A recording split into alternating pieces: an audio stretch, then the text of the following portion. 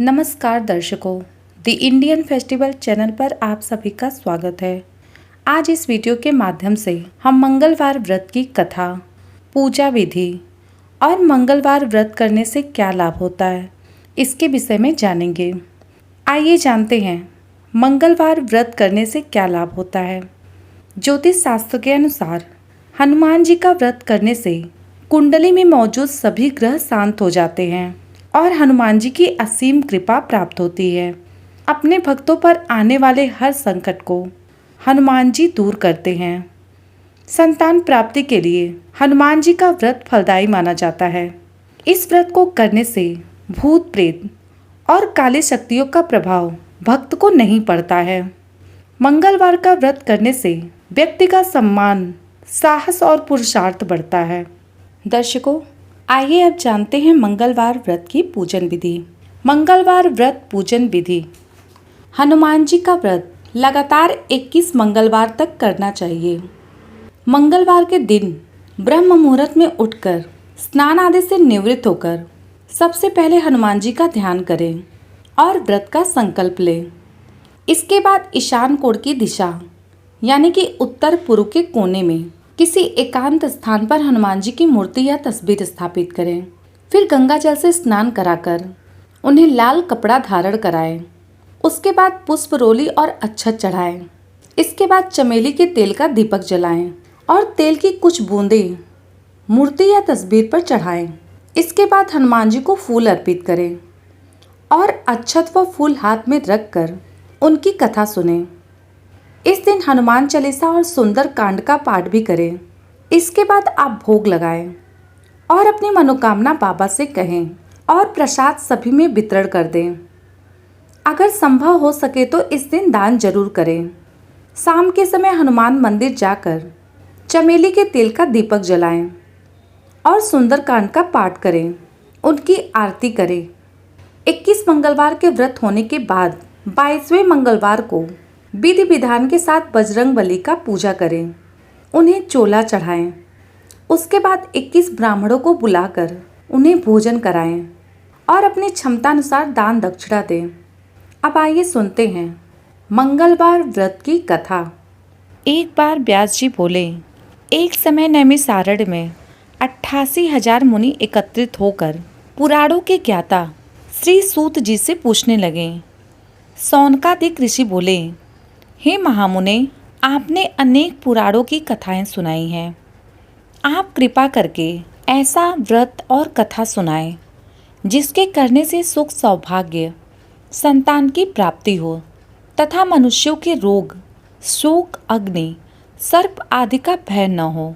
क्योंकि कलयुग में जीवों की आयु कम है, फिर भी इस पर भी उन्हें रोग आदि घेरे रहेंगे, तो वह श्री हरि का ध्यान कैसे कर सकते हैं। तब श्री सूत जी बोले, हे मुनियों, तुमने बहुत ही सुंदर कथा पूछी है। तब सूत जी बोले, मैं तुम्हें श्री कृष्ण भगवान जी और युधिष्ठिर का संवाद तुम्हारे सामने कहता हूँ, ध्यान पूर्वक सुनो। एक समय पांडवों की सभा में भगवान श्री कृष्ण जी बैठे हुए थे। युधिष्ठिर ने भगवान श्री कृष्ण से प्रश्न किया, हे भगवान नंदनपुर गोविंद, आपने मेरे लिए अनेकों कथाएं सुनाई हैं। कृपा करके कोई ऐसा व्रत कथा बतावें जिसके करने से मनुष्यों को पुत्र सुख की प्राप्ति हो। प्रभु, बिना पुत्र जीवन व्यर्थ है।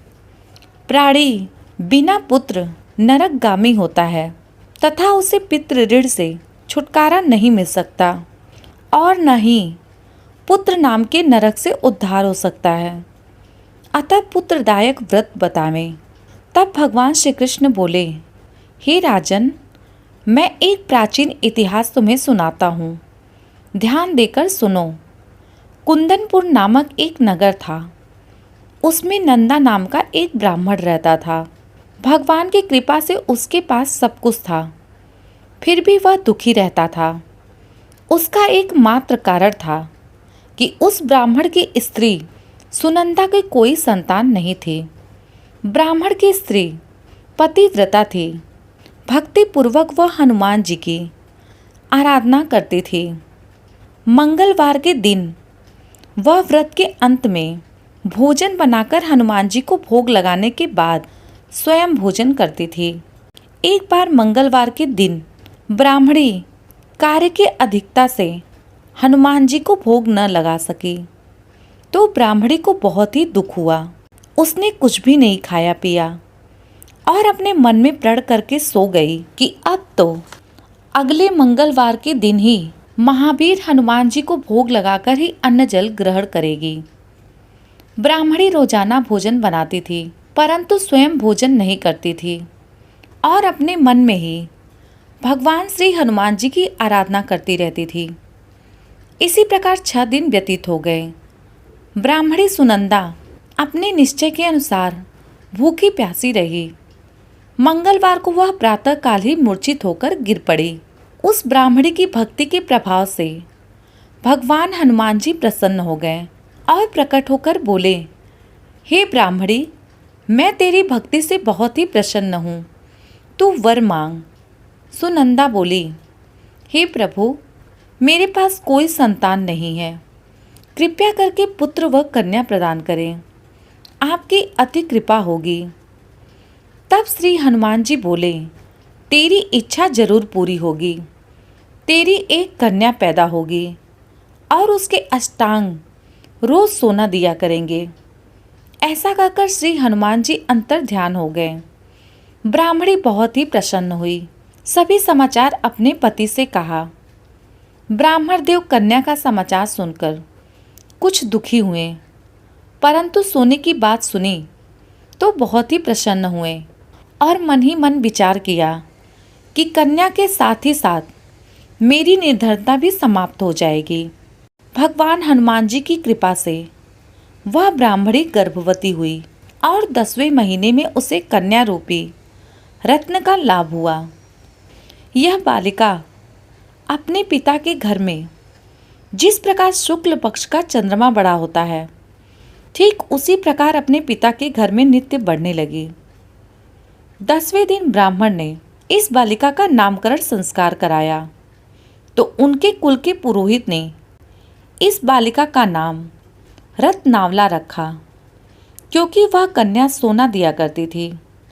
इस कन्या ने पूर्व जन्म में बड़े ही विधि विधान पूर्वक मंगल देव का व्रत किया था। ब्राह्मण की पुत्री रत्नावला का अष्टांग बहुत ही सोना देता था।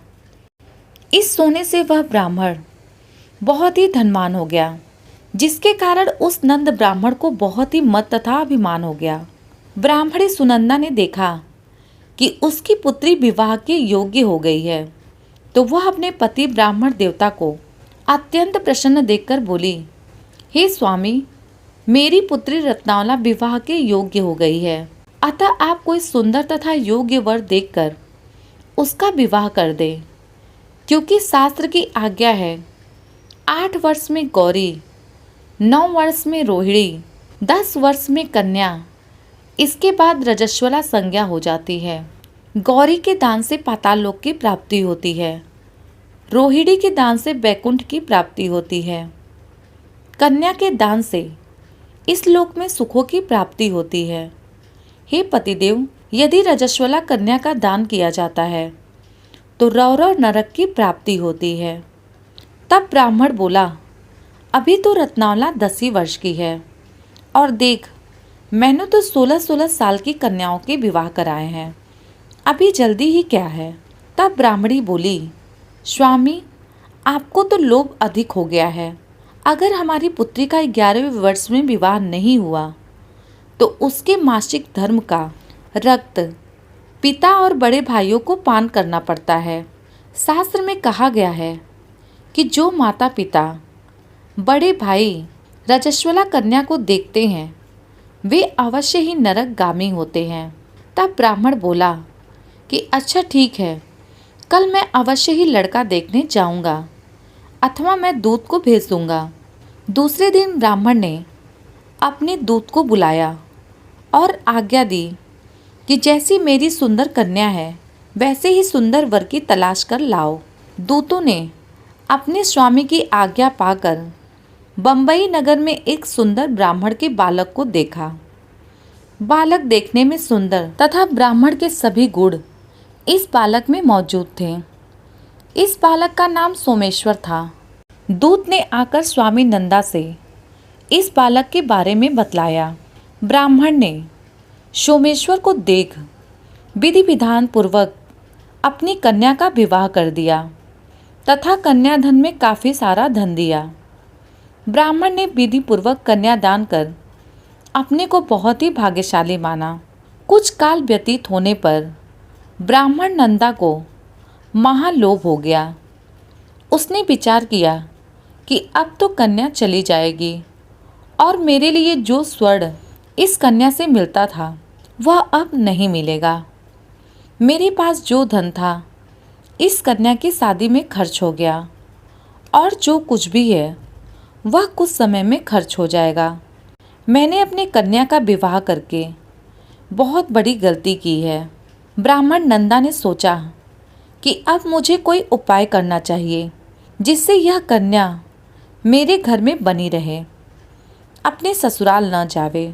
ब्राह्मण इसी बात पर विचार करते करते रात भर सोया नहीं। उसने विचार किया कि जब कन्या को लेकर सोमेश्वर अपने घर के लिए जाएगा तो वह छिपकर मार्ग में उसका वध कर देगा और अपनी कन्या रत्नावला को अपने घर ले जाएगा, जिससे उसके लिए नियमित रूप से सोना मिलता रहेगा और समाज में कोई मनुष्य उसे दोष भी नहीं दे सकेगा। अगले दिन प्रातः काल हुआ।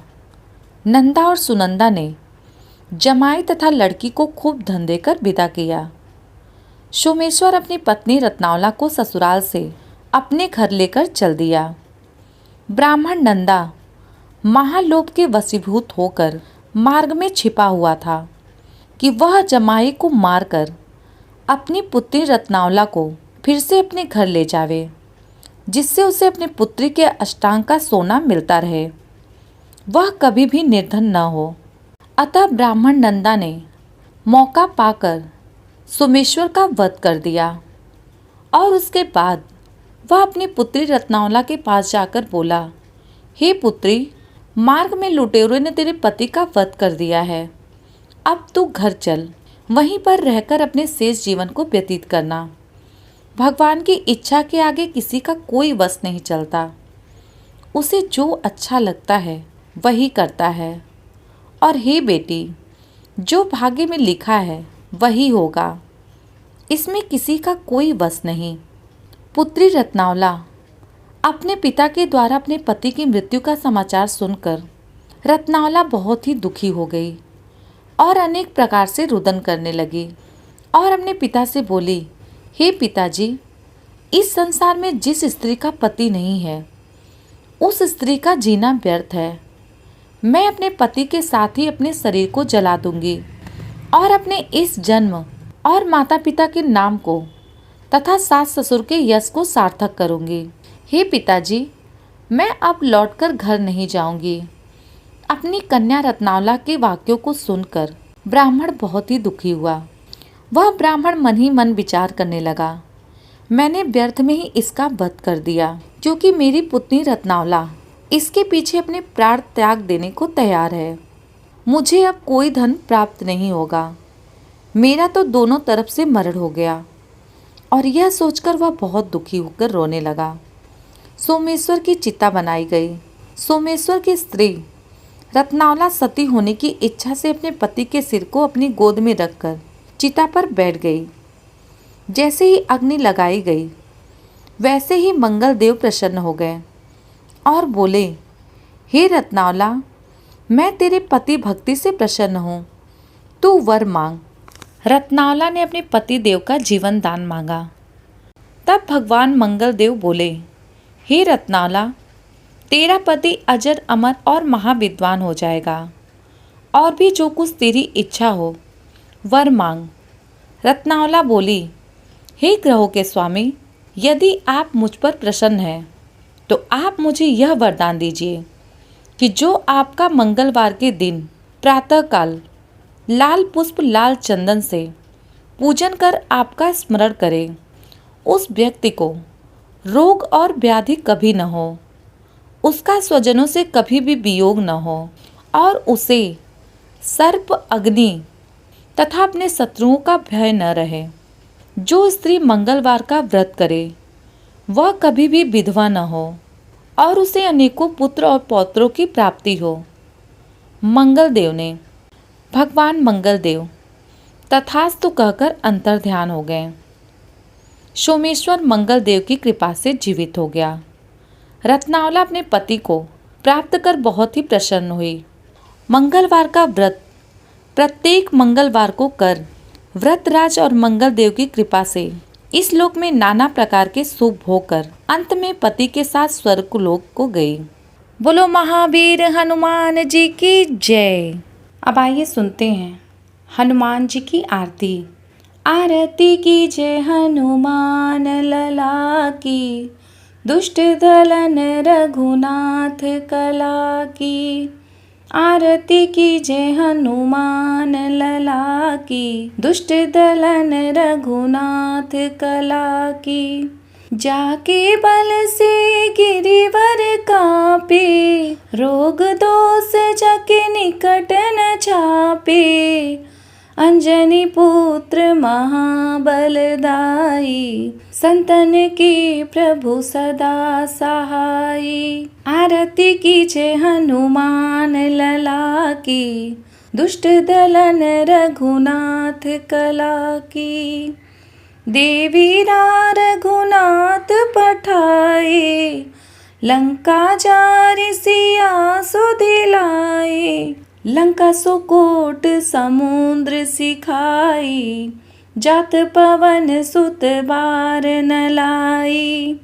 आरती कीजे हनुमान लला की, दुष्ट दलन रघुनाथ कला की।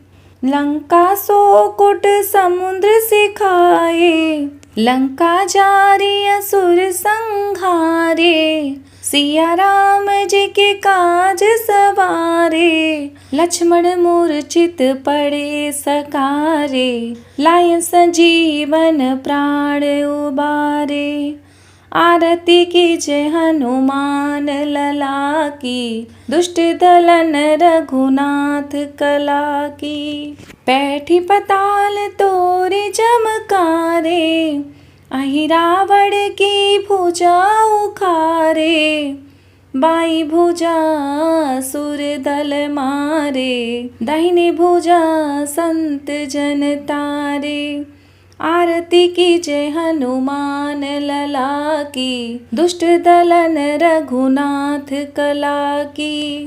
सुर नर मुनि जन आरती उतारे, जय जय जय हनुमान उचारे। कंचन थार कपूर लो छाई, आरती करत अंजना माई। आरती कीजे हनुमान लला की, दुष्ट दलन रघुनाथ कला की। जो हनुमान जी की आरती गावे, बसई बैकुंठ परम पद पावे। लंक विध्वंस किए रघुराई, तुलसीदास स्वामी कीरति गाई। आरती कीजे हनुमान लला की, दुष्ट दलन रघुनाथ कला की। बोलो हनुमान जी की जय। बोलो राम भक्त हनुमान की जय। दर्शकों, यह थी मंगलवार व्रत की कथा और आरती पूजन विधि। वीडियो पसंद आई हो तो कमेंट में जय बजरंगबली जरूर लिखें। ऐसे ही वीडियो देखने के लिए इस चैनल को सब्सक्राइब करें।